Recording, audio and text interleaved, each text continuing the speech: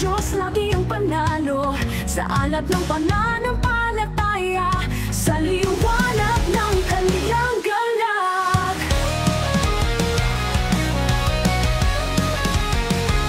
Mga salitang binigay, kalakasan niya'y nananatili, pag-ibig na walang hanggan, hayaang magsilbing gabay, bibiyaya lamang. Dito kami nagtitiwala, kami sundalo ng Diyos, sumusunod sa Kanyang iabak, walang kasalanang magtatago sa biyaya ng Kanyang pagpala.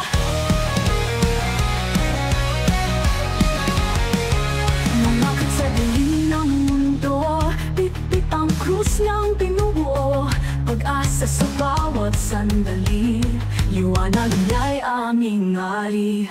Tawag ng latag na sa lupa, kami handang magtapat, walang tinatago, puso ay laging wagas. Kami sundalo ng Diyos, sumusunod sa Kanyang iabak, walang kasalanang magtatago sa biyaya ng Kanyang pagpala. Biyaya lamang, dito kami nagtitiwala, dito kami nagtitiwala, dito kami nagtitiwala.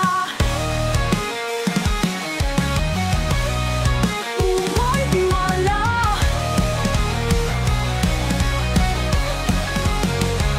Ito'y biyaya lamang, dito kami nagtitiwala, kami sundalo ng Diyos, sumusunod sa Kanyang iabak, walang kasalanang magtatago sa biyaya ng Kanyang pagpala. Lumakad sa dilim ng mundo, bitbit ang krus niyang binubuo, pag-asa sa bawat sandali, liwanag ni aming ari-ari. Ari-ari, ang ari-ari.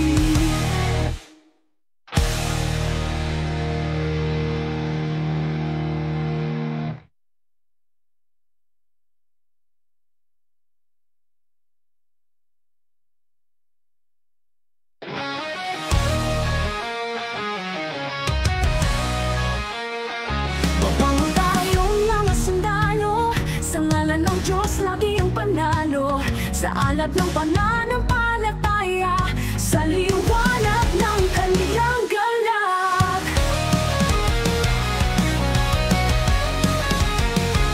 Mga salitang binigay, kalakasan niya'y nananatili, pag-ibig na walang hanggan, hayaang magsilbing gabay, bibiyaya lamang. Dito kami nagtitiwala, kami sundalo ng Diyos, sumusunod sa Kanyang iabak, walang kasalanang magtatago sa biyaya ng Kanyang pagpala. Lumakad sa dilim ng mundo, bitbit ang krus niyang binubuo, pag-asa sa bawat sandali, liwanag niya'y aming hari. Tawag ng latag na sa lupa, kami handang magtapat, walang tinatago, puso ay laging wagas. Kami sundalo ng Diyos, sumusunod sa Kanyang iabak, walang kasalanang magtatago sa biyaya ng Kanyang pagpala. Biyaya lamang, dito kami nagtitiwala. And hello and welcome sa Russia TV mga kapatid, at meron tayong debate na magaganap ngayon between Islam and Church of the Firstborn mga kapatid, sa topic na hindi sinira ni Kristo ang kautusan ayon sa nakasulat sa Mateo 5:17 hanggang 18. So again mga kapatid, ang topic natin ngayon ay hindi sinira ni Kristo ang kautusan ayon sa nakasulat sa Mateo 5:17-18. So basahin nyo na lang yan dyan mga kapatid kung ano yung nilalaman ng verse na yan. So affirmative natin syempre si Ustad Hali Javier mga kapatid ng Islam, at negative naman si Pastor Cesar Baladad, mga kapatid, ng Church of the Firstborn.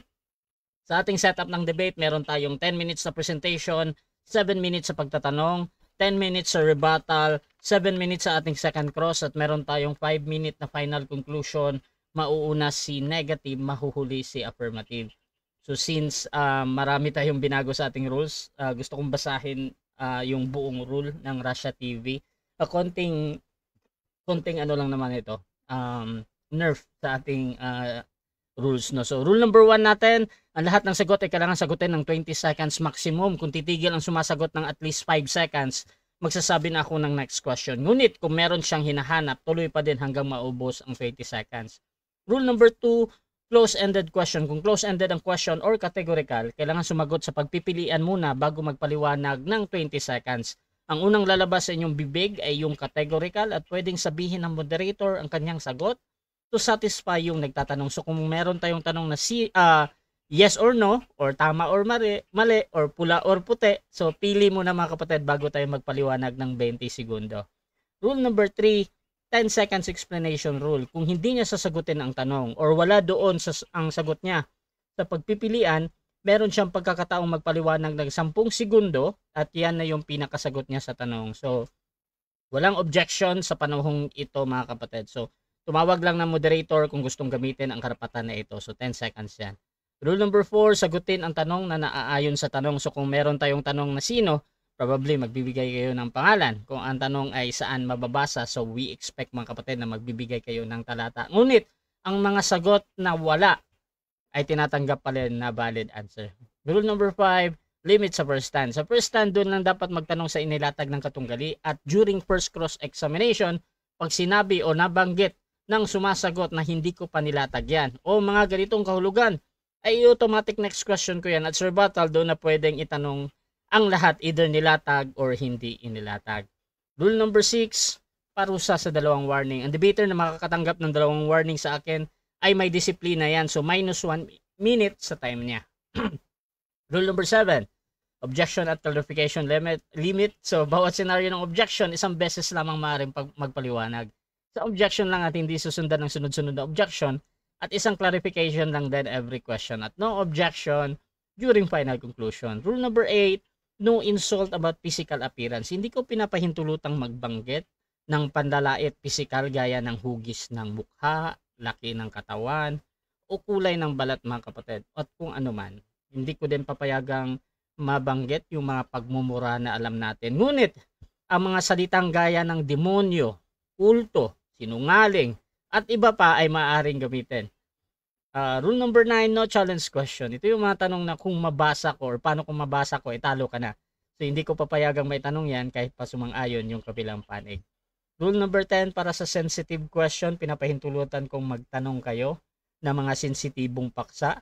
Kabilang dito yung personal na buhay. Ngunit pwede din pumili ang sumasagot kung sasagutin niya o hindi. Rule number 11, disconnection time limit. Kapag na-disconnect ang isang debater at hindi siya nagre-respond, may maximum na 7 minutes para makabalik. Rule number 12, bilang moderator, may kapangyarihan akong magtakda ng bagong rules na hindi nakasaad sa aking nabanggit. Kung ito lang naman ay kinakailangan, ang aking pasya ay laging final and executory.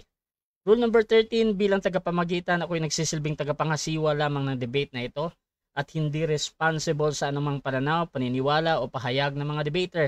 Ang mga sagot at opinyon ay pananagutan ng mismong nagsasalita. Hindi rin ako mananagot sa anumang hindi pagkakaunawaan, pagkasira ng relasyon o iba pang epekto dulot ng nilalaman ng debate. So by the way, mga kapatid, ako nga pala si Rasha Vista. Ako po ay isang Catholic o one of the member ng Templar of Truth, at ako yung tatayong moderator, streamer, timer sa debate ngayon. So naka-live tayo ngayon, mga kapatid, sa ating Facebook, no? Nagpi-feedback tayo, Pastor Cesar? Nagpi-feedback tayo, bro. Ano ba? Oo, bro. Ganito, Pastor Cesar, out ka muna tapos pasok ka ulit. Okay. Out ka muna tapos pasok ka ulit. Okay, hintayin natin at tingnan natin. So mga kapatid, shoutout pala sa ating nasa live dyan, at syempre dyan din kay Ustad Ali, nagla-live ata siya, so shoutout sa inyong lahat dyan. At kung gusto nyong marami pang makapanood ng debate na ito, please share yung ating live streaming ngayon. And also, you can comment mga kapatid dahil mamaya magbabasa ako ng ilang comment after ng cross-examination. Ayan, so hintayin natin si Ustad, si Brother Cesar o Pastor Cesar. Call natin ulit. Ano ba yun? Ayan. Ayan, Pastor. Hello, my friend. Hello. May feedback talaga, Pastor. Hello, mic test. Ayan. Okay na. Okay na? Ay, hindi. Teka, ha? Okay, ano po na? Ay, meron talaga, Pastor. Nadidinig ko yung sarili ko. Ganun ba? Dali lang. Baka... Wala ka bang headset, Pastor? Ganyan siguro. Wala na. Hello, mic test. Mic, test. Hello, mic test. Hello. Meron talaga, Pastor. Merong tumutunog sa iyo, Pastor. Meron ba? Nadidinig ko yung sarili ko sa iyo, Pastor. Okay. Ang gawin mo, Pastor, I think naka-loudspeaker ka, Pastor, diba? Pastor, naka-loudspeaker ka? Wala ka bang headset dyan? Hello, malamang dalawang nakabukas. Ay, Pastor. Dalawang nahagip kasi ng microphone mo, Pastor, yung salita namin. Okay. O kaya nadidinig namin yung sarili mo dyan sa yung phone. Ang gawin mo sana, mas maganda may headset ka. Okay. Sige. Oo. Hintayin natin. Kanina okay na yun eh.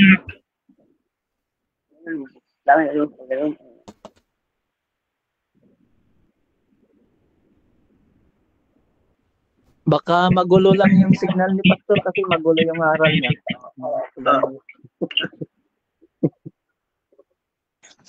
Okay, dalawa ang cellphone niya kaya.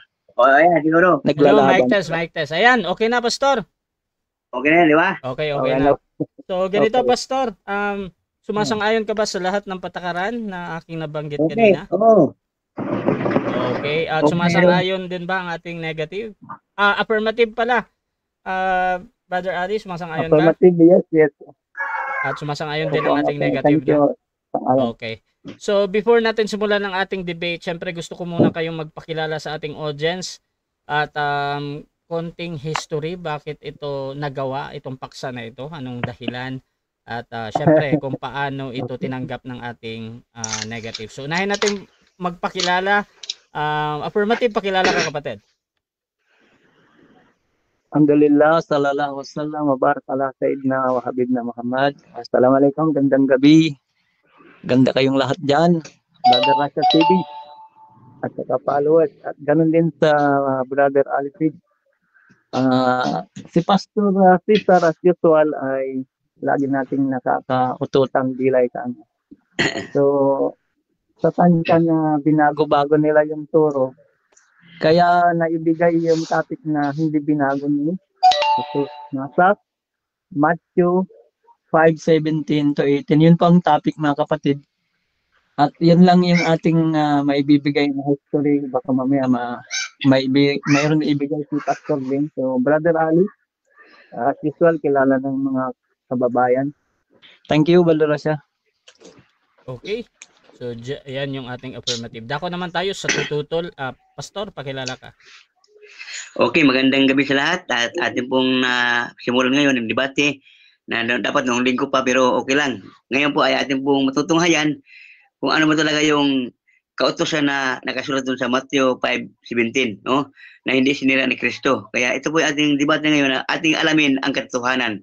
Ating alamin mamaya kung ano talaga yung kautusan na hindi sinira ni Kristo. Yan po at magandang gabi sa inyo lahat. God bless you sa inyo. Okay, yan lang po. Okay na. Simulan na natin ang ating debate, mga kapatid, at bibigyan ko ng 10 minuto sa unang pagpapahayag si Ustad Ali Javier sa kanyang topic na patutunayan na hindi sinira ni Kristo ang kautusan ayon sa nakasulat sa Mateo 5:17 hanggang 18. Ustad Ali Javier ng Islam, your time start now. Thank you, Brother Rasha. Mga kapatid, di na tayo papaligoy-ligoy. Tumbok natin yung mga talata. Take down notes. Nasa 89:34 ng Salmo, hindi binago, hindi babaguhin ng Diyos ang kanyang tipan o ang kanyang salita. Sa makatuwid, ang pinag-usapan dito kung saan na topic namin ang Matthew 5:17, hindi binago ni Jesus ang kautusan o batas ng mga naunang propeta kaysa kanya. Dahil talagang hindi babaguhin, particular yung first of the commandment. Hanggang sa dumating ang Quran. Kasi yung Quran, mga kapatid, ito po ay may pangalan siyang Al-Furqan. Pamantayan ng tama at mali. Kung titingnan natin yung nasulat sa 5:17 ng Matthew, hindi ako naparito, sabi ni Jesus, para sirain ang mga batas. Sa ibang salin, para pawalang bisa ang kautusan. Kundi naparoon siya, isinugot sa Israelita para tuparin. At kung pumunta kayo sa 18, ay hanggang mawala man ang langit at lupa, ngunit ang isang tuldok o kudlit ay hindi mawawala. Sa makatuwid, hindi mababago, mga kapatid. Pero walang binanggit dyan na specific na mga batang o utos. Pero kung titignan natin ang first of the commandment, kasi ang unang utos ay huwag kang magtatambal. Yun din naman ang utos ni Moses hanggang sa New Testamento. Ang ipinag-utos din naman ay isa lang ang ating Panginoong Diyos. So, nasa Deuteronomy 6:4 na one God lamang ang ating paniniwalaan. Ngayon, sa New Testamento, sa 12:29 ng Marcos, ay one God din naman. Kaya lang si Pastor, sabi ko nga, iba ang itinuturo nila. Nagturo sila ng Trinity, 3 in 1, 1 in 3, mayroon Diyos Ama, Diyos Anak, Diyos Espiritu Santo. Yun po yung concept ng Christianity. Pero nung dumating ang Quran, dahil nga hindi mababago ang batas, itinuro sa Islam, sa turo ng Quran, na one God pa rin. Ito yung punto na sinasabi natin na hindi mababago ang batas, particular yung una. At may mga bakas kung saan ang mga propeta sa kanilang katuruan, magdasal, nagpapatira pa, mag-fasting sa ika-9 na buwan, hindi kakain ng baboy, nakatalukbong ang kababaihan, magwudo, maghugas bago magdasal. Biblical lahat ng ito. Pero hindi ginagawa ni Pastor. Kasi nga, iba yung natutunan niya dahil nga binago ni Pablo na tinuturo na ni Pastor. Pero yung turo ni Moses at Jesus, ipinagpatuloy sa Islam dahil ang nagsugo kay Propeta Muhammad, kay Jesus at kay si Propeta Moses ay isa lang. Ito yung punto kung saan isa lamang ang turo ng Muslim pagdating sa tinatawag na bakas ng tunay na relihiyon. Una, one God. Pangalawa, magdasal, tumitira pa, magfasting sa ika-9 na buwan. Kung basahin ninyo ang Jeremiah 6:16 ay dumaan kayo, kumbaga. Ipagtanong ninyo ang dating landas kung saan ito yung landas ng iyong mga ninuno. So, napakainam, mga kapatid, ang punto rito kung saan hindi binago ang kautusan dahil hindi babaguhin nga ng Diyos ang kanyang salita sa 89:34 ng Salmo. So, malinaw, kung titignan natin yung ginawa ng mga propeta, particular kung magpatira pa sa dasal, ginagawa pa rin ng Muslim hanggang ngayon. Dahil nga, yun yung pinakabuod ng paniniwala, yung magdasal tayo sa Diyos sa kung paano itinuro ng mga propeta ng Diyos. Hindi pwede magkaiba ang turo noon. Sa panahon natin ngayon, iba rin. Hindi po pwede. Kailan isa lamang. Dahil ang tao sila noon, tao tayo ngayon, at tao rin sila sa susunod na henerasyon.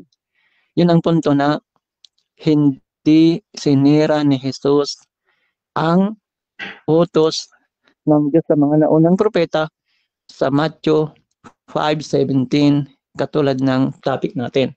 Kaya ang atin, mga kapatid, kung titignan ninyo, ang mga Muslim ngayon, one God lamang tinuturo. Kung hahanapin nila yung Allah dyan sa Biblia, kasi nasa Quran yung Allah, nasa Biblia rin naman na Arabic o kaya Indonesian o Malaysian. Yung Tagalog nga lang o Bisaya, Ilocano, Panggalot yung na Biblia, omitted yung Allah. Kasi nga, wala namang orig ang Biblia ngayon. Kaya malilito tayo dyan sa Biblia, walang binabalikan. Pero may Quran na revelation sa huling panahon kung saan pinagkaisa tayo sa turo ng Tauhid. Yun, one God, absolutely. Ito yung punto mga kapatid, nagmumuslim yung maraming tao dahil nakikita nila yung katotohanan kung saan ang Islam ang siyang tunay na relihiyon.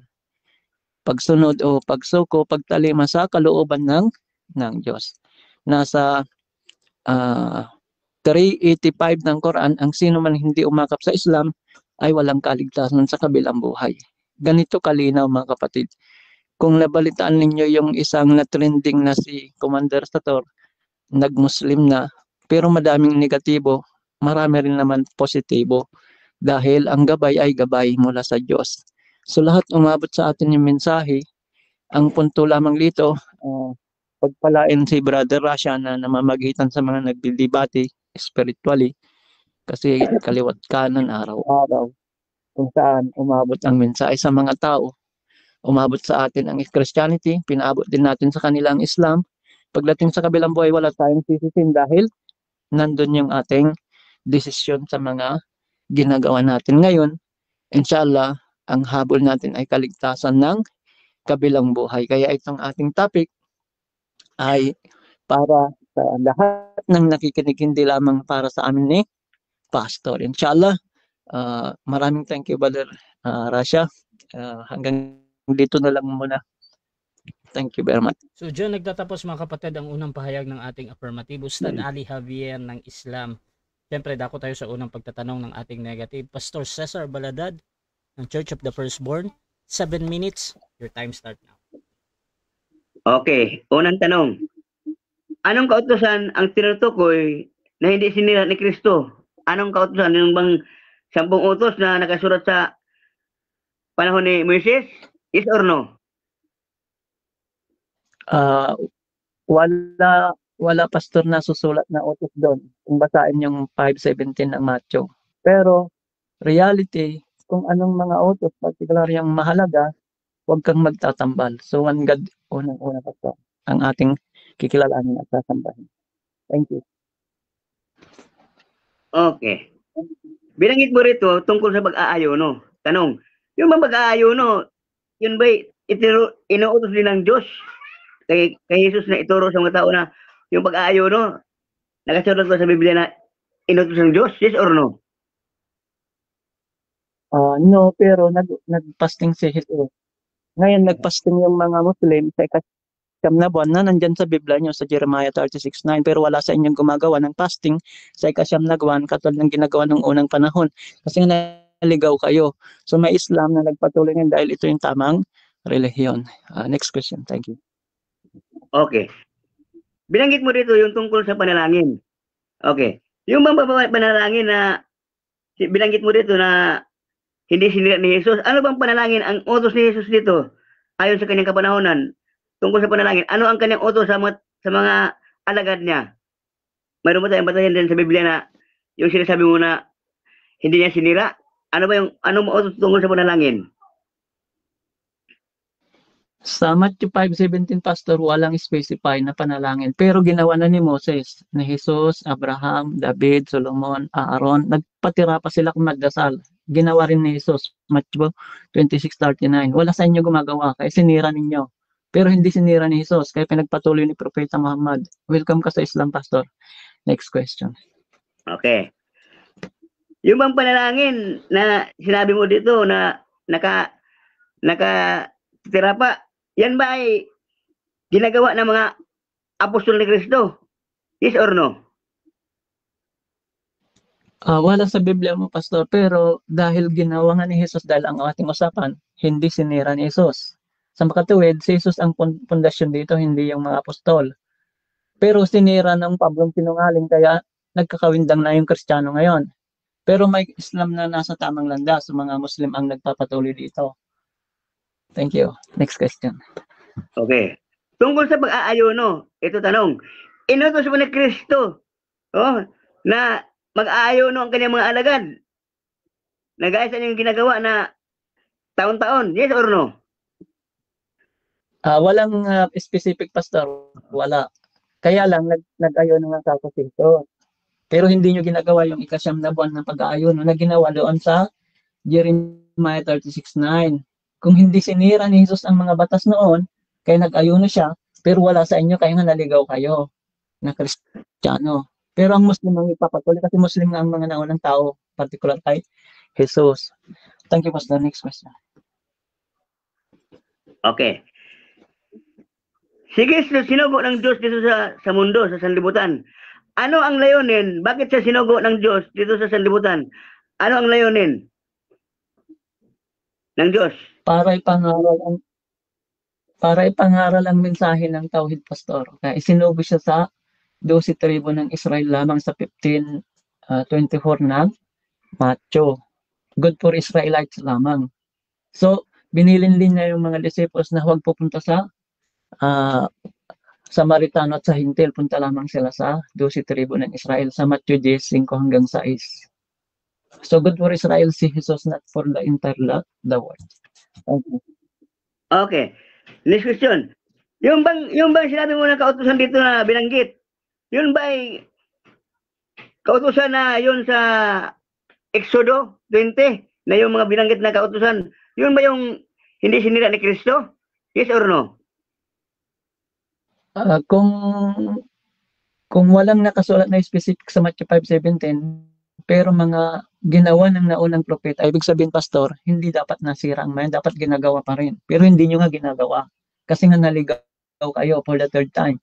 Muslim ang nakakasunod. Kung anong ginawa ng mga propeta, inutos ng Diyos yun. Kaya dapat gawin nyo. Thank you. Next question. Okay. Okay. Kung inutos nga ng Diyos yung mga ginawa na sinasabi mong pagpa-tirapa nga panalangin, bakit hindi ginawa ng mga apostol ng Kristo? Bakit hindi niya inutos sa kanyang mga alagad na ganoon nga manalangin? Kung yun ang utos na nais na masunod ni Kristo, bakit hindi niya inutos sa kanyang alagad na sila yung manalangin, sila, patuwad-tuwad sila, ganyan. Bakit hindi inutos si Kristo? Kung yun ang hindi sinira. Wala kasing original na Biblia mo, Pastor, na mababalikan kung ano talaga ang ginawa ng mga disipulos. Dahil ang Biblia dapat sa pangalan na tinatawag na Al-Injil sa lingwa ni Jesus na Aramaic. Kung si Jesus ay nagpasting at nagpatirapa, naghugas ng kamay pa, dapat ginagawa nyo. Pero hindi nyo nagawa. Muslim nakakagawa. Punto lang yun, Pastor. Thank you. Okay. Yung bang kautusan na binanggit dyan, kasama ba dyan yung tinatawag ninyo na mga pinagbabawal na pagkain, gaya ng bawal kainin ng baboy, ganon? Kasama ba dyan sa mga kautusan na yan? Yes, Pastor, kasi nga, ipinagbawal sa lumang tipan. Kung hindi sinira ni Jesus, dapat bawal pa rin sa bagong tipan. Pero sinira ng Pablo nga. Hindi bali may Quran. Pinagpatuloy pa rin dito. Kaya kung ano kinumpirma ng Quran, dito tayo, Pastor. Kasi ito yung salita ng Diyos na pinagkaisahan. Thank you. May oras ba? May oras ba? Okay. Okay. Huling tanong na lang siguro. Okay. Ito ang tanong ko sa iyo. Ang kautusan ba dito na binanggit na sa Matthew 5:17, ang kautusan ba ito ay mayroon ka bang isasama ituring na litra por litra na hindi sinira ni Kristo? Mayroon o wala? Walang specific, Pastor, sa Matthew 5:17, pero kung titingnan natin yung mahalaga, ginawa ng mga propeta, lalo na yung huwag kang magtatambal. Bakit kayo nagtuturo nagkakawintang na 3-in-1 God? Dapat one God lang. At saka magbasa. Thank you. Okay, thank you. Okay, so dyan nagtatapos, mga kapatid, ang unang pagtatanong ng ating negative sa affirmative. So dako tayo sa negative presentation. Pastor Cesar Baladad ng Church of the Firstborn, 10 minutes, your time start now. Okay, magandang gabi sa inyo lahat. Ito po yung ating pong ngayon, ating alamin kung ano po bang kautusan yung binanggit doon sa Matthew 5:17 hanggang 18. Ito po yung tinatawag na kautusan na kung saan po hindi sinira ni Kristo yung kanyang misyon na kung saan po utos ng Ama na siya dito sa sanlibutan ay mga isagawa yung kalooban ng Diyos. Ano yun? Yung sinabi doon sa aklat ng Hebreo. Sa Hebreo 10:5 ay ganito ang ating mababasa. Hebreo 10:5. Ito yung kautusan na hindi sinira. Ito, basa. Hebreo 10:5. Kaya pagdating ni Kristo sa sanlibutan ay sinabi niya, hindi mo nais ang alay at handog, ngunit inihanda mo ako ng isang katawan sa mga handog na susunugin at mga handog para sa mga kasalanan ay hindi ka nalulugod.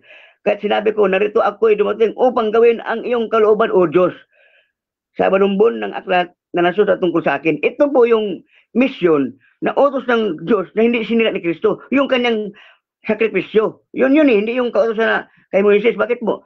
Kaya kung yung hindi niya mababanggit ni Ustad kanina na alin doon na utos, wala siyang maibigay. Bakit po? Hindi talaga yun eh. Bakit po? Kung yun ang kanyang babatayan na hindi sinira ni Kristo, sinira niya eh. Una-una yung Sabat. O nagat ang mga Hudyo, sabi ng mga Hudyo. Hindi mo lang hindi ka na nagpanggap ng Diyos, kundi sinira mo ang Sabat. Nilabag mo ang Sabat. Eh, isa ba sa kautosan na sa 10 utos, yung ipangilin ang Sabat, ngunit nilabag ni Kristo yun. Kung doon ka babatay doon sa kautosan na yun, wala kang maipakita sa akin na yun ngayon. Bakit po? Ang utos dito na hindi niya sinira, yung utos na kung saan po ialay ang kanyang buhay. Sabi rito, sa Hebreo 17. Kaya sinabi ko, narito ako'y dumating upang gawin, O Diyos, ang iyong kalooban. Sa balumbo ng aklat na nasulat tungkol sa akin. Yan po yung mission niya na kung saan ihandog ang kanyang sarili para sa kasalanan. Yun yung hindi niya sinira. Ano sabi dito sa Mateo?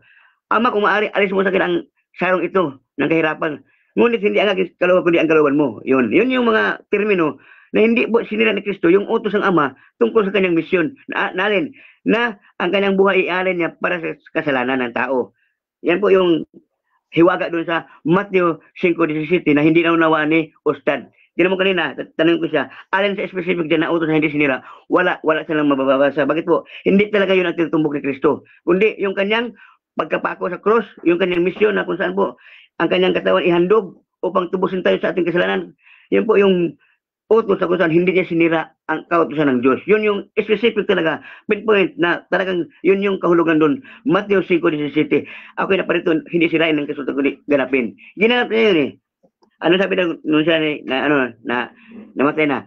Naganap na. It is finished. Naganap niya na. Yun yung kamatayan na kung saan po yung kanyang misyon, yung kanyang sinugusan ng Diyos dito sa sanlibutan para ang kanyang katawan ni alay para sa katubusan ng ating kasalanan. Yan po yung pinaka-buod, pinaka-point doon sa Mateo 5:17-18. Sa balumbo ng aklat, kapatid, na hindi po naunawaan ni Ustad Ali. Basa, Juan 5:18. Ito po yung mga tinatawag na surat ng propeta. Dito po sa Juan 5:18, isa po yan si Juan ang sumulat na kung saan po tungkol kay Kristo. Yan po yung kahulugan yan.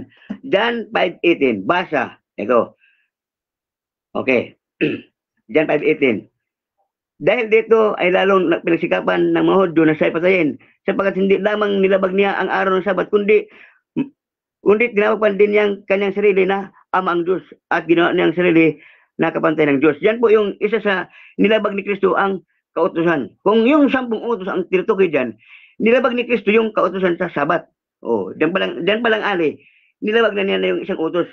Yan yung ibig sabihin, mali ang iyong unawa dyan sa tungkol sa Mateo 5:17. Ang utos na hindi niya sinira, yung kanyang misyon na kung saan ialay ang kanyang buhay dito sa sanlibutan para sa ating kasalanan. Yun yung pinaka-buo doon. Yun yung pinaka-point doon sa sinabi niya na naparito ako hindi sirain ang kautusan kundi ganapin at ipaunawa.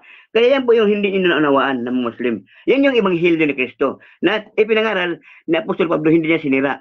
Kayo ang sumira. Basa. Unang Korinto 15:1-4.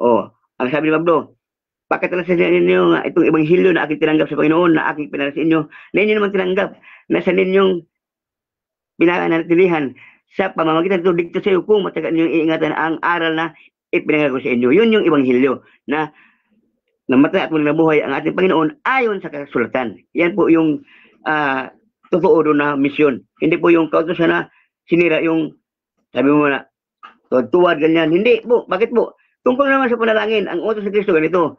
Kung kayo manalangin, pumasok kayo sa silid at isa na pinto at manalangin kayo sa Diyos na hindi nakikita sa inyo kundi sa Ama na nasa langit na nakakita sa inyong ginagawa. Hindi po yung inyong ginawa na nasa daanan na nakita niyo sa mga tao. Hindi po yung ganyan. Ang sabi ni Kristo sa panalangin, pumasok kayo sa inyong silid at isara ang pinto at manalangin kayo sa Diyos na hindi nakikita. Yan po yung utos tungkol sa panalangin. Hindi po yan sinabi na magtuwad-tuwad kayo. Kaya tinanong kita kanina, mayroon bang alagad na ginawa yung inyong ginawa? Wala. Bakit po? Hindi po yan ang kahulugan doon sa Matthew 5:17 tungkol sa tuwad, ayuno. Hindi po yan. Wala po yan doon. Ang pinakasentro ng usapan sa Matthew 5:17, yung ni Kristo sa sanlibutan na ang kanyang buhay ay alay niya alang-alang sa ating kasalanan. Yun po yung pinaka point doon. Yun po yung pinaka mensahe doon sa Matthew 5:17 hanggang 18. Kaya ito po yung hiwaga na gusto kong makarating sa inyo. Na hindi po yung kautusan na akala niyo siguro kayo ang nakasunod kayo ayuno. Ang ayuno naman, sabi ni Kristo, kung kayo mag-ayuno, huwag kayong pahalata. Kundi mag-ayos kayo sa inyong mukha, huwag sabihin kayo nag-ayuno. Yan yung mga mali na inyong ginawa. Bakit ka mo? Hypocrite ang tawag yan, magpaimbabaw, sabi ni Kristo. Huwag kayong gagaya sa mga mapagpaimbabaw na mga parasiyot, mga eskriba. Kaya yan po yung point doon. Hindi po yung mga physical na anyo na nakikita ninyo na inyong ginagawa. Hindi po yung utos na yan na hindi niya sinira. Ang hindi niya sinira, yung kanyang misyon na kung saan po, sinugo siya ng Ama para ang kanyang buhay iaalay niya dito sa sanlibutan para sa ating kasalanan. Yun po yung pinaka, totoo dyan na meaning o ng kahulugan ng Matthew 5:17. Kaya, dito po sa ating babasahin pa uli. Dito po sa Hebreo 10:10. Ito Hebreo chapter 10 verse 10. Ano sabi nito? At sa pamamagitan ng kalooban niya, tayo ginawang banal sa pamamagitan ng pag-alay ng kanyang katawan ni Kristo minsan at magpakailanman. Yun po yung misyon. At sa pamamagitan ng kalooban niya. Sino niya? Kay Kristo. Tayo ginawang banal sa pamamagitan ng pag-alay ng kanyang katawan ni Kristo minsan at magpakailanman. Yan po yung kahulugan doon sa naparito siya, hindi niya sisirain. Bakit po? Yung ang kanyang misyon. Kaya yun, Kaya sana po yung maunawaan dito ngayon sa debate ito, ang kahulugan doon sa sinabi ni Kristo sa Matthew 5:17 na naparito ako, hindi sirain ang kautusan kundi ganapin. Ginanap niya yung mission niya na kung saan po tungkol sa kaligtasan ng tao. Hindi po yung kautusan na panglaman. Wala po yun doon. Kaya ulit natin. Ito. Okay. Salamat po. Ito. Kaya sabi nito sa Hebreo 10:5. Kaya't pagdating ni Kristo sa sanlibutan ay sinabi niya, hindi mo nais ang alay at handog, ngunit inihanda mo ako ng isang katawan. Sa mga handog na sinusunog at mga handog para sa kasalanan ay hindi ka nalulugod. Kaya sinabi ko, narito ako'y dumating upang gawin ang iyong kalooban, O Diyos. At sa balumbong ng aklat ay nasusulat tungkol sa akin. Yan yung sulat ni Juan na binasa ko kanina tungkol sa kay Kristo. Kaya yun po yun, Kaya napakaganda po na ating pong paliwanag na talagang ang hindi sinira ni Kristo, yung kanyang misyon, hindi po yung kautusan na salaman. Kaya tinanong ko si Ali kung alin doon. Wala siyang may tukoy. Bakit po? Hindi po kasi yun doon. Wala siyang mababasa na mayroon doon sinira. Bakit po? Kung yun ang tinukoy niya na 10 utos, ang Sabat sinira ni Kristo. Sira ka na din, Ali. Dahil pa lang, napupuntos na kita. Bakit? Ang Sabat lang maliwanag sa Juan 5:18 Hindi ka lamang, hindi mo sinira ang Sabat, kundi nagpanggap ka pa ng Diyos. Ama mo ang Diyos. Ganon. Ibig sabihin, sinira na, nilabag niya ang araw ng Sabat. Doon pa lang, Ali, kung yun ang iyong babatayan na 10 utos, sinira ni Kristo yun. Bakit po? Ang Sabat isa sa ang Sabat isa sa kasama sa 10 utos ng Diyos. Kaya dito po sa ating punto nito, hindi po yun ang tinutukoy. Bakit po? Kung yun ang punto mo, nasisira na ni Kristo, bakit nilabag niya ang araw ng Sabat? Maliwanag. Juan 5:18. Kaya ang tinutukoy sa Matthew 5, yung Hebreo 10:5 na kung saan po naparito si Kristo upang ihandog ang kanyang katawan upang tubusin ang ating kasalanan. Yun ang pinaka-ibanghilyo na tinutukoy at pinangaral ng Apostol Pablo. Yan. Unang Korinto 15:1-4 at sa Roma 1:16. Ito ang kapangyarihan ng Diyos na magligtas sa lahat ng sumampalataya, ang Ebanghelyo ni Kristo. Kaya yan po yung kaligtasan na makapangyarihan. Kaya yan po yung pinapangaral ni Pablo na hindi sinira. Bakit po? Yun ang kanyang misyon. Na kung saan po itinuro ni Kristo na dalhin ang kanyang pangalan sa hintil. Kaya po si Pablo, itinuro niya dito po ang tungkol sa Ebanghelyo ni Kristo na muling nabuhay, katong araw namatay, at muling nabuhay sa katong araw. Yan po yung kahulugan doon sa Matthew 5. Salamat po kapatid. Thank you. Okay, so dyan nagtatapos mga kapatid ang unang pahayag ng ating negative Pastor Cesar ng Church of the Firstborn. Dako tayo sa unang pagtatanong ni Ustad Ali. 7 minutes ito. Your time start now, bro. Thank you, Brother Rasha. Pastor, Hmm. ang salita ba ng Diyos babaguhin ng mga propeta? Yes or no? Hindi babaguhin. Yes, hindi. Hindi. Very Kasi, good. Next Oh. question. Okay. Sa Deuteronomy 6:4 at saka Mark 12:29, itinuro ba ni Moses at Jesus na one God lang ang paniwalaan? Yes or no? Yes, tinuturo din niya na, tinuturo namin niya na mayroong isang Diyos Ama. Tinuturo namin niya at tinuturo din ni Pablo yan. Ayon sa kanyang sulat sa aklat ng unang Korinto, 8:6. May isang Diyos lamang ang Ama. Kaya tama yun eh. Kanya sinunod si Kristo na nagpakilala na may isang Diyos lamang ang Ama. Kaya ang aming Diyos yung Ama, hindi si Allah. Totoo yun. Okay. Thank you. Next question. Si Abraham, nagpatira pa, 17:3 ng Genesis. Exodus 34:8 si Moses. Si Jesus naman ay 26:39 ng Matthew, nagpatira pa rin. So pare-parehas sila nagpatira pa, yes or no? Yes, nagpatira sila. Yes. Kasi anyo yun sa pagsamba nila eh. Pero hindi lahat ng pagkakataon na si Kristo nagpatira pa. Mayroon na siyang panalangin na nakaupo. May nakaluhod. Hindi yan specific na puro lang tuwad-tuwad. Wala pong ganun. Kaya hindi po yan dahilan na doon sa Matthew 5:17 tungkol dyan. Wala po yan. Kasi ang panalangin, si Moises Next nga. question, 20 seconds. Okay. Thank you. Next question. Quote ko kanina, Jeremiah 36:9, nagpasting sila ikasyam na buwan nung unang panahon. Nagpasting din si Jesus pero hindi na banggit kung kailan. Pero nagpasting. Nagpapas din ang Muslim ng ikasyam na buwan. Yes or no? Sa inyo, yes, sa inyo yan. Kasi nga, sa inyong ritual, sa inyo. Pero sa Kristiyano, ang turo ng Kristo ganito. Kung kayo mag-ayuno, yung mayroon kayong pagalingin, halimbawa, sabi ng mga alagad, Panginoon, bakit di namin napagalingin may sakit? Sabi ni Kristo, maliban sa ayun panalangin, gagaling yan. Kaya ibig sabihin sa amin may purpose, hindi yung ritual na taon-taon ginagawa. Dito sa amin, sa Kristiyano, ang sabi ni Kristo, maliban sa panalangin at ayuno, gagaling ang may sakit. Yan. Yan yung totoong ayuno dyan sa amin. Mayroong purposes, hindi ritual, may purpose. Okay. Next question. Sabi mo, Pastor, ginanap ni Jesus ang kanyang mission at hindi na sinira ang batas ng mga naunang propeta. Tama o mali? Ang kanyang, hindi niya sinira yung kanyang mission na kung saan po, utos ng Diyos na ang kanyang katawan, alay, ihandog. Yun yung sa Hebreo. Objection, affirmative, ano yan? Hindi ko po narinig kung nakasagot siya ng categorical Brother Rasha. Kasi Paulit. maganda yung tanong. Paulit Ginanap na ni yung Jesus. categorical, bro. Opo. Ginanap ni Jesus ang kanyang mission ayon kay Pastor at hindi niya sinira ang batas ng mga naunang propeta. Tama o mali? Yun Tama po o yung mali tanong. ang pagpipilian? Pastor Okay, Cesar, pipili ka Okay. or magka-counter? Okay. Hindi lang tama't mali ang sagot dyan. Kundi doon ako sa 10 seconds. 10 seconds to. Wala daw doon ang sagot niya. Proceed. Bakit? Yung utos na tinutukoy niya doon, na pagpipilian, hindi naman yung tinutumbok doon sa kautosan na 10 utos kundi doon sa mission niya, doon sa pag-alay Next kanyang buhay. question, 10 seconds. Okay, thank you. Next question, please.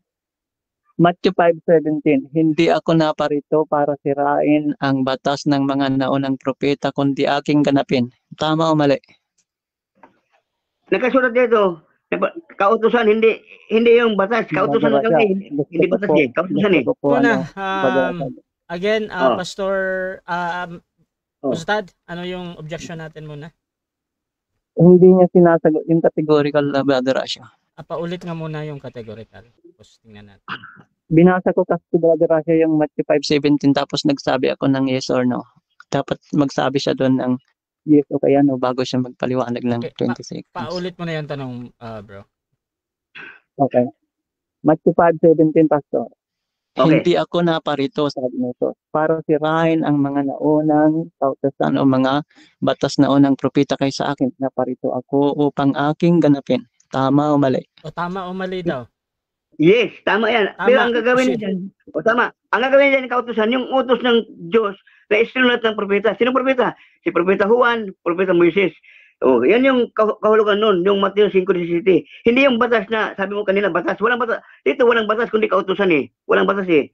Iba yung batas, iba yung kautusan. Yan. Ang hindi na sinulat yung kautusan tungkol sa kanya, yun siya ay Next sinulat ng question. Diyos para ihandog ng buhay. Okay, thank you. Thank you very much. Yung kautusan Hallelujah. ng Diyos sa mga naunang propeta, hindi ba yung pagbabatas yun? Yes or no? Yes or no? No, iba-iba yung kautusan, iba yung batas. Ang kautusan dito, na tinutukoy dito, yung utos ni Kristo, na sinugo siya ng Ama, yun ang utos. At sinugo ng Diyos, sinugo siya sa sanlibutan. Yun yung kautusan dito, hindi yung batas. Ang batas kasi, yung mga bawal, yun ang batas. Ang kautusan, iba yung kautusan dito na binanggit, kundi kautusan tungkol sa kanyang misyon na kung saan iaala ang kanyang buhay para sa ating Next kasalanan. Yun question. yung, 30 seconds. yan yun. Like, Okay, thank you. Kung ganun, Pastor, yung tinuro ni Propeta Moses dahil ang nagsugo kay Moses, kay Jesus, kay Abraham ay isa lang. Kung ganun, magkakaparehas lamang ang turo nila. Tama o mali? Tama o mali? Yes. Tama yung kaso Tama. ng dito sa binanggit sa Mateo 5, hindi yung kautusan ayon sa batas, kundi ang kautusan na ito, binanggit dito, yung kanyang misyon tungkol sa kanyang pagkamatay at muli magkabuhay. Yun ang kanyang tinupad, hindi po yung kautusan batas na tungkol sa batas. Hindi po, kundi yung utos ng Diyos sa kanya para ang kanyang katawan ialay dito sa sanlibutan para sa ating kasalanan. Yan yung kahulugan dyan, Next hindi yung question. batas. Okay, thank you. Ang next question, Pastor. Kung Hallelujah. nagturo sina Abraham, Moses at Jesus at Propeta Muhammad ng one God, tinuturo nila ng Muslim yon. Pero hindi ka nagtuturo kahit mayroon ka pang dalawang God, Kristo at Jesus. Yes or no? No, tuturo ako ng No. isang Diyos, ang Ama. Kasi, kaya nga, ang ating paksa dito, hindi naman tungkol sa pagka-Diyos, kundi yung kautusan. Bakit napunta ka dyan sa tungkol sa Diyos? Ang ating paksa dito, yung sinira ni Kristo, yung kautusan. Dito po, nagtuturo kami na mayroong isang Diyos, ang Ama. O, mayroon kami dyan yan eh. O may anak, may espiritu. Bakit po? Yun po yung utos ni Kristo sa Matthew 28, verse 20, bautismon sila sa ngalan ng Ama, ng Anak, at ng Espiritu. Kaya, kung anong utos si Kristo, yun ang aming sinusunod. Kayo lang lumabag. Kayo hindi sumunod. Yan. Next question. Maliwanag yan eh. Okay. Maliwanag. Okay. Question. Nag-yes ka noong binasa ko yung 5:17 ng Matthew na hindi sinira ni Jesus ang mga kautusan. Tama o mali? Tama naman yun. Tama naman eh. Ang kautosan saan? Yung kautosan na sulat ng propeta. Anong sulat ng propeta? Nasabi doon, maglalagay ako ng isang propeta tulad mo. Ibig sabihin, yung kanyang misyon dito, natupad. Kaya sabi niya, nasusulat tungkol sa akin sa balumbo na aklat na isinulat ng mga propeta. Tungkol sa kanya. Ang alin yun? Yung kanyang buhay ialay dito sa sanlibutan, yun ang kanyang misyon. Natupad yun. Ano sabi niya doon sa? Okay. Okay. Next question. Thank you, brother. Pastor, negatibo ka na sinira ni Jesus yung hindi sinira ni Jesus ang mga batas 5:17 ng Matthew. Pero bakit ka negatibo samantalang yes lahat ang sinagot mo sa mga tanong ko? Mayroon ka lang 10 seconds na isa. Taliwas ka, yes or no? No. No. Ito yun. Ang aking pinapaliwanag dito na kautusan, yung kanyang pagkasugo dito sa sanlibutan na ialay kanyang buhay, ang kanyang katawan. Hindi yun doon sa batas na sinasabi mo mga kautusan. Iba yun eh. Iba yung unawa mo dyan eh. Kaya doon ako nag-react na ang kautusan na hindi na sinira, yung kanyang misyon na ialay kanyang buhay. Time. Para 7 minutes time. Okay, so Thank you. dyan nagtatapos mga kapatid ang unang first stage ng ating debate. So shoutout muna sa ating nasa live. Nandyan si Reggie de la Cruz. Shoutout din mga kapatid. Dyan sa si Mario San Diego ng MCGI. Shoutout sa inyo. So tuloy-tuloy tayo dito. Dako tayo sa rebuttal. Ustad Ali, your time start now. 10 minutes.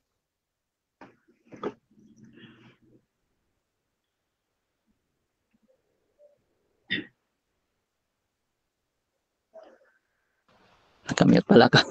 Thank you, Brother Rasha. Thank you very much. Okay. Ganda ng topic kasi. 5:17 ng Matthew, hindi sinira ni Jesus ang kautusan.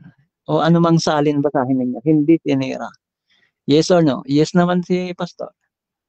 Ang dami kong tanong mga kapatid. Inuna ko, sirain ba ng Diyos? O sirain ba ng mga propeta ang utos ng Diyos? Hindi rin. Ang sagot ni Pastor, siya, nagturo ba si Moses at Jesus na one God? Yes, din si Pastor. Okay. Nagpatira ba si Abraham, Moses at Jesus? Yes din. Okay. Nagfasting ba ang mga tao sa ika-siyam na buwan? Jeremiah 36:9. At nagfasting din si Pastor? Yes din, si Pastor. Ay nagfasting si Jesus? Yes din si Pastor.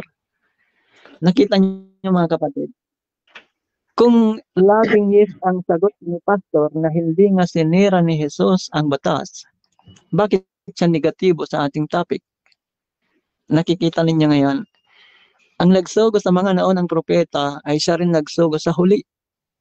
At lahat sa kanila, ibig sabihin, bakit mababago? Tingnan niyo kung paano nawindang yung mga argumento ni pastor kasi yung turo niya hindi tinatanggap ng ibang kakristyano. Sorry talaga kasi hindi naman lingid sa atin na madaming talakayan religious sa Christianity na ang basehan ay Bible pero hindi nagkakaisa. Lalo na yung first of the commandment na one God absolutely. Alhamdulillah may Islam. Kaya nga nag-Muslim si Satori, sabi ko nga. Yun yung way na nagabayan siya. Kasi ang gabay yun eh. Hindi sa atin eh. Maraming negatibo sa isang banda. Pero mas madaming positibo. Bakit? Be positive eh. Ang Diyos nang kakabatid ng lahat ng bagay. Kung walang original pastor na Biblia para balikan mo, di ba, huwag kang mag-alala mo Quran naman. Tama ba? Mayroon bang specific na batas sa 5:17 na hindi sinira ni Jesus? Wala. Eh bakit ka nagbasa ng specific batas na kinukontra mo mismo yung turo ng mga naunang propeta? Wala kasi pagkakaisa sa Biblia, pastor eh. Kaya nasa Quran yung tamang turo eh. Yung kinumpirma ng Quran, hindi namin tinatanggi. Nagtalo-talo nga minsan kami si Jules, si Brother James. Dahil tinatanggap ko yung Hebrew 1:1 na nakipag-usap ang Diyos sa mga naunang propeta sa pamagitan o nakipag-usap ang Diyos sa mga naunang tao sa pamagitan ng mga propeta. Kinumpirma yun ng Quran. Ibig sabihin, may mga tugon ng unang panahon at nagturo lamang sila ng one God. Bakit ka nagtuturo, pastor, ng Jesus ay tao, Kristo ay Diyos, isang Diyos na Ama, pero walang gaya ang Diyos, bakit mo tinawag na Ama? Kaya sa terminong windang, nagkakaiba, nagkakawatak-watak na yung turo mo, kontra sa iba. Kung marinig pa tayo ni Brother Toto, sinasabi mo kanina na nasira ang Sabat, samantalang hindi nga sisirain ng mga propeta ang utos ng Diyos. Diba? Wala lang kayong pagkakaisa. Di ba may Quran nga sabi ko. Napunta na ito, pastor. Ito yung nakikita ng marami. Hindi yung kami, kaya kami nag-Muslim kasi. Ang gabay is gabay. Hindi tayo relying from our own selves, kundi sa gabay ng Panginoong Diyos. Ang dalangin natin, nagabayan niya tayo sa kanyang relihiyon upang magampanan natin yung mga utos niya kung paano rin inutos ng mga propeta. At huwag tayong magkakawatak-watak. Dahil sa kabilang buhay, ang goal natin dito sa mundo, suntok tabuan eh.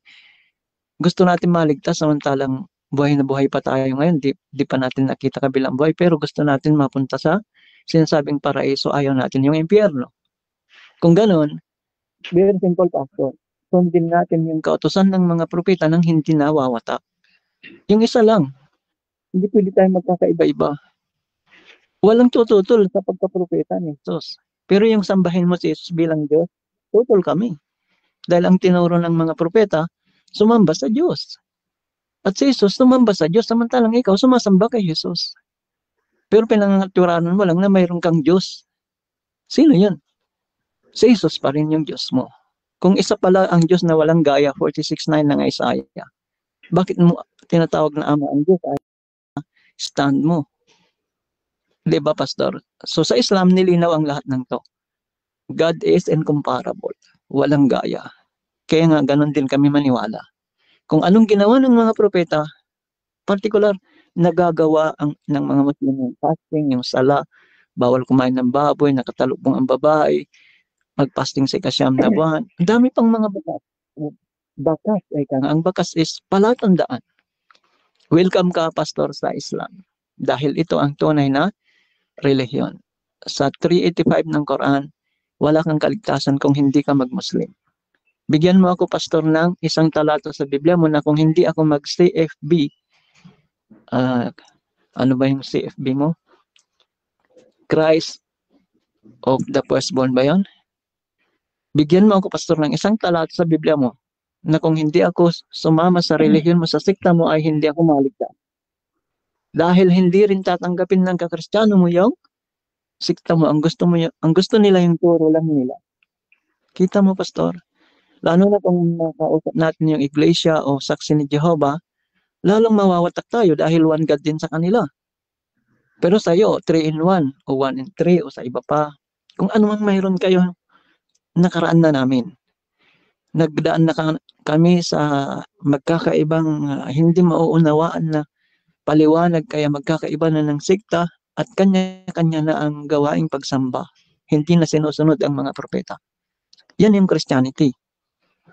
Pero yung Islam, nagkakaisa ang mga Muslim, particular yung mga unang utos at mga halaga. Huwag kang magtambal. Ito ang unang utos, pastor. Bakit? Bakit mo itatanggi na itong unang utos ay hindi sinira ni Jesus? Talaga naman hindi sinira. Dahil mayroong Deuteronomy 6:4 at saka Marcos 12:29. One God ang turo ni Moses at Jesus. Ba't ka nagtuturo ng pinapalabo mo ng one God din? Pero bakit mayroon kang pinapaliwanag na ganito yung ama, nagkaroon ng anak, ganito, ganyan? Bakit? Mahirap bang ituro ni Moses at Jesus ang Trinity? Kung hindi mahirap, bakit hindi nila tinuro? Bakit ikaw ang nagtuturo ngayon nang hindi naman kayo nagkakaisa? Di bali may Quran, pastor. Hindi rin tinuro ni Propeta Muhammad ang Trinity. Dahil nga, hindi nagkakadebate ang mga propeta o hindi sila nagkakataliwasan ng katuroan. Lalo na sa pinakaunang utos. Sumablay ka na lahat, pastor, sa mga gawain mo. Kasi nobody nga is perfect. Pero, huwag ka naman sasablay sa unang utos. Ano yun? Huwag kang magtambal. Yun ang pinakamahalaga, pastor. Huwag kang magtatambal. Nasa hadith din ng Propeta Muhammad. Pagdating natin sa kabilang buhay at matagpuan tayo doon ng hindi nagtambal, sumamba lamang tayo sa nag-iisang Diyos. Thank you, Brother Rasha. Pagdating natin sa kabilang buhay at matagpuan tayo doon na hindi nagtambal, at inshallah, magkakaroon tayo ng kaligtasan. Pero ang kondisyon, sundan natin ang Propeta Muhammad, peace be upon him, sapagkat siya ang huling propeta para sa henerasyong ito hanggang sa huling araw. Kasi si Jesus, good for Israelitas lamang sa 15:24 ng Matthew.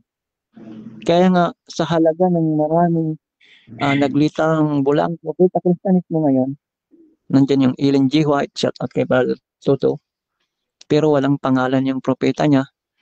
Nagdilibati pa yung dalawa. Narinig ko lang sa live ni Brother Rasha, isang Sabatista. Pero hindi nila mapatunayan kung sino yung mga propeta nila. Pero ang Propeta Muhammad na siyang nagturo ng katuro tulad ng turo ni Moses at Jesus, ito yung dapat natin nasundan. Kaya welcome po kayo sa Islam, mga kapatid. Magsamba tayo sa nag-iisang tunay na Diyos sa paraan ng huling Propeta Muhammad. At kung nasunod niyo ito sa Islam, nasunod din na rin si Moses at Jesus at Abraham. Wallahu a'lam. Thank you, Brother Rasha.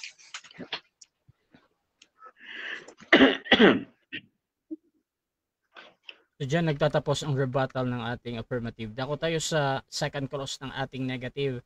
Dito pwede nang itanong, inilatag man o hindi inilatag. Proceed ka, Pastor Cesar Balada.